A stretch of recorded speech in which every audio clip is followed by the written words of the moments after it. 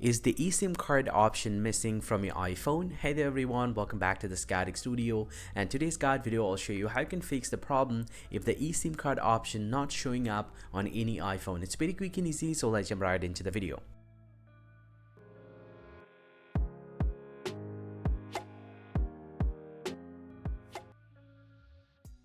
Also, now to get the eSIM card option back to your iPhone, the very first thing that you have to do, open up the settings application from your iPhone and then scroll down and tap on screen time here.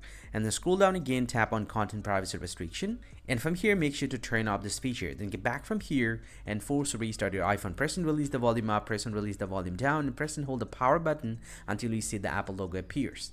And this will actually force restart your iPhone, and once you get back, most likely a problem is going to be solved. If this process doesn't work for you, then here's the last process that you guys can do. Open up the settings app once again from your device and then scroll down, tap on general, tap on software update, and if you found any pending update, go ahead and update your iPhone to the latest version in order to fix any software bugs or glitch that you have with your iOS version. But if you don't find an update, just get back from here, scroll down, tap on transfer reset iPhone, tap reset, and select the second option, reset network settings here, and put your iPhone passcode and tap on reset network settings here, but make sure this will reset all of your network related settings and it will get back to the default. And once you do that, most likely the problem is going to be solved and your eSIM card option will back into the settings of your iPhone. Hope you find this very helpful, guys. If you do, please drop a like and subscribe to my channel, or if you have any questions, please let me know in the comment section below. I'll see you guys around, and thank you very much for watching.